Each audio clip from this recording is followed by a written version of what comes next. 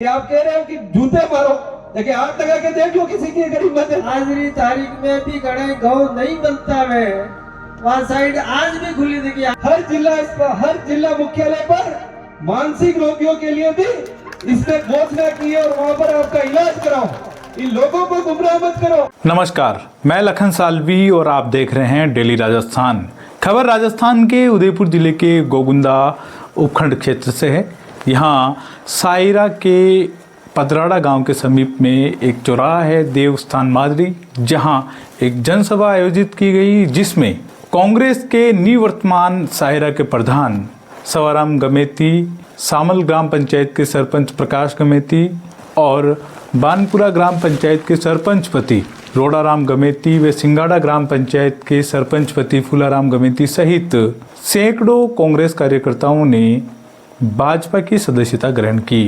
इन लोगों को विधायक प्रताप गमेती और भाजपा के देहात जिलाध्यक्ष पुष्कर तेली ने फूल मालाओं से इनका स्वागत किया और इनका उत्साह के साथ स्वागत करते हुए कहा कि सभी मिलकर क्षेत्र का विकास करेंगे।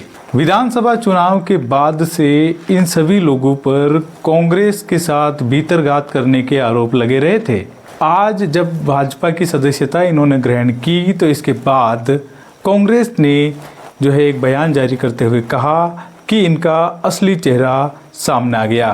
क्या कुछ हुआ आज की जनसभा में, देखिए इस रिपोर्ट में। आपके कांग्रेस छोड़ने के पीछे क्या रीजन?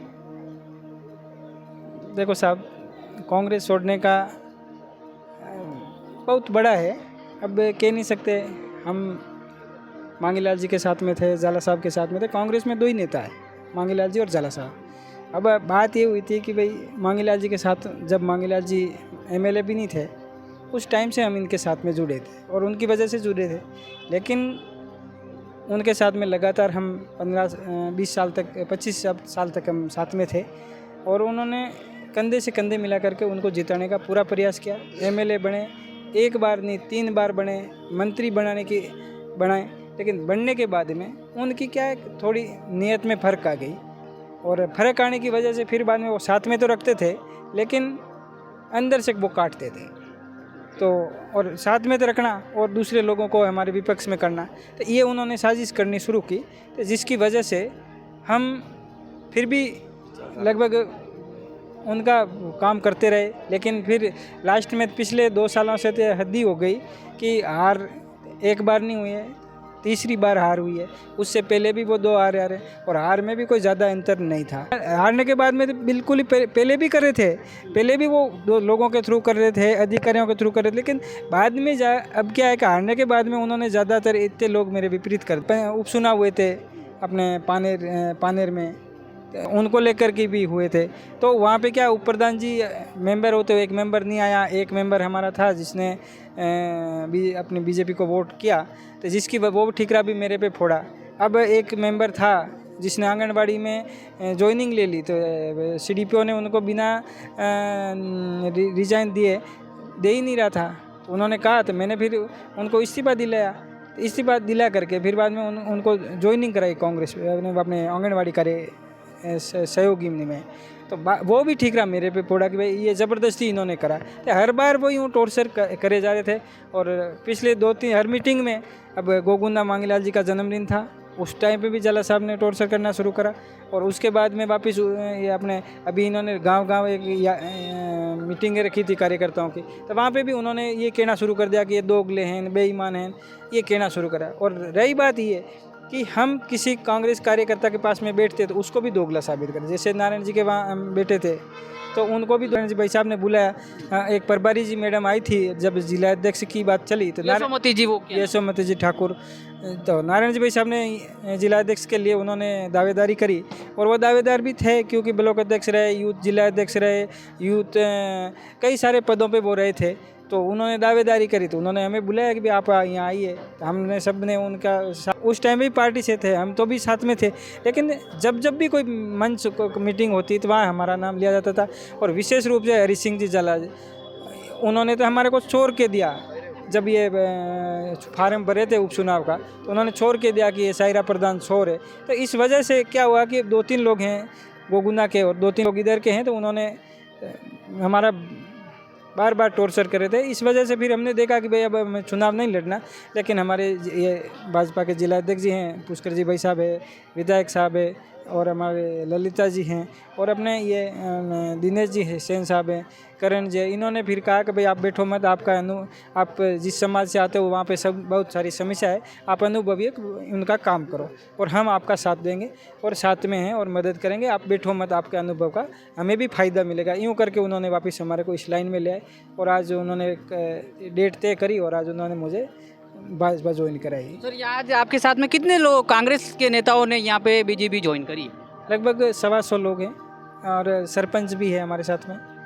उन्होंने सरपंच और ऐसे करके का 125 मिनिमम। हाँ, ये तो हमारे वो आए हैं, कई सारे हमारे लोग हैं जो हमारे साथ में हैं, बस बात ये है कि ये जो कांग्रेस के लोग हैं, जो भी हमारे सवलाल जी प्रधान साहब भी बता रहे थे, मनोहर जी सरपंच साहब भी बता रहे थे, जब आप सब लोग उस समय के गवाही हो कि जब सायरा में पंचायत समिति की घोषणा हुई थी, तब ये कांग्रेस ही इस पंचायत समिति नहीं बने, इसके लिए कोर्ट में स्टे लेने के लिए गए थे। आज आपने देखा होगा कि जब अपने द्वापर युग में, सतयुग में जो महायज्ञ होते थे और जो अच्छा धर्म का काम होता था, जो विकास का काम होता था, उसमें राक्षस हवन में हड्डी डालने का काम करते थे। वही है जो भूमिका आज कांग्रेस हमारे बीच में निभा रही है। आज आप देखो कि राजकीय महाविद्यालय हमारे यहाँ पर जब मांगीलाल जी हमारे शिक्षा मंत्री भी थे तो वो भी खोल सकते थे, परंतु उनके इस लोगों की उनको चिंता नहीं है।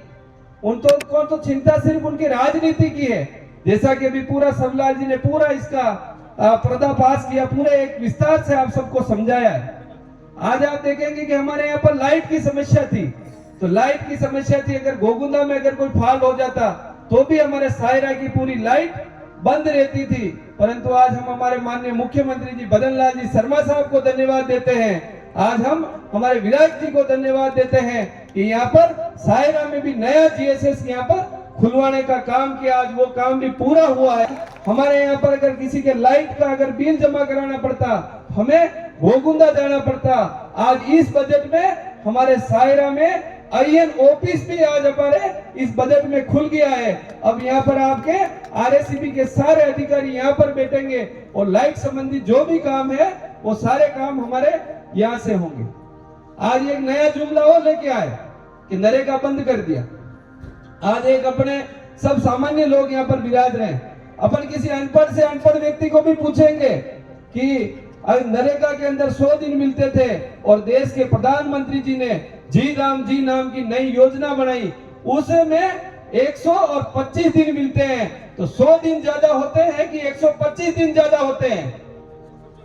125 दिन ज्यादा होते हैं। तो जी राम जी के एक्ट में 125 दिन रोजगार मिलेगा कि जो पैसा आपका जो लेट हो जाता था, डिले हो जाता था, 6-6 महीने तक पैसा नहीं आता था, अब इस जी राम जी में 7 दिन में आपकी मजदूरी का भुगतान मिलेगा। ये अच्छा हुआ कि खराब हुआ? अच्छा हुआ। आज आप देखेंगे कि इसमें हमारे पक्के काम होंगे।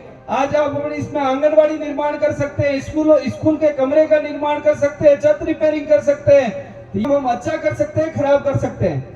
अच्छा कर सकते हैं, परंतु ये इन्होंने क्या भ्रम फैलाने का काम किया कि नरेगा बंद कर दी, नरेगा बंद कर दी। अरे नरेंद्र मोदी जी ने नरेगा को बंद नहीं किया है, जी राम जी नया कानून बनाकर इसको और सुधारने का काम किया है। जो 100 दिन रोजगार मिलते थे, अब 125 दिन का रोजगार मिलता है। और इन लोगों को गुमराह मत करो, इतने समझदार लोग हमारे यहाँ के हैं कि तुम्हारे पहले भी झांसे में नहीं आए और न आज भी झांसे में नहीं आएंगे। आज आपने देखा होगा इस जी राम जी और नरेगा के अंदर अपना मानसिक संतुलन भी खो बैठे। थोड़े दिन पहले गोगुंदा के अंदर नरेगा की इन्होंने एक रैली करी, उस रैली में किस प्रकार के भाषण दे रहे थे।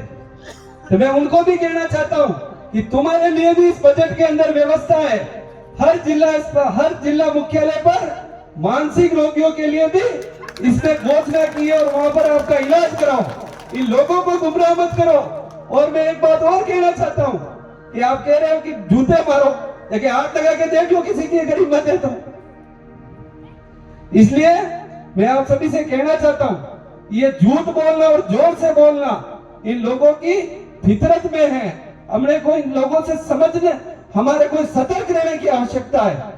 तो हम सब लोग यहाँ पर आज जिन्होंने प्रधान साहब ने आज पार्टी ज्वाइन करी है, मैं इनको भी विश्वास दिलाता हूँ कि आपकी पूरी टीम का मान सम्मान और स्वाभिमान हमारी पार्टी में पूरा रहेगा और आप सब लोगों को हमारे यहाँ पर किसी प्रकार की मान सम्मान में कमी नहीं रहेगी और आप सब लोगों का इस भारतीय जनता पार्टी में मैं दिल की गहराई से आपका स्वागत और अभिनंदन करता हूँ।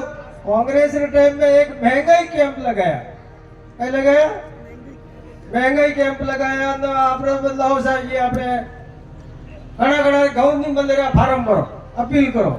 कितनी बार अपील कराया? 5 साल तक एक आदमी ने भी छोड़ो कई भीड़ में। और आप एक घोषणा की थी और घोषणा के तहत पूरा विधानसभा गोगुंदा में 43,000 परिवारों ने वहां पे खाद्य सुरक्षा में जोड़ा 2 साल। और मैं बताऊं वहां पे आज की तारीख में भी गणे गाँव नहीं बनता है, वहां साइड आज भी खुली थी कि आप बड़ा होता कोई भी वंचित में आप आज भी जोड़ सको। अतरी बढ़िया सुविधा कितनी बताओ।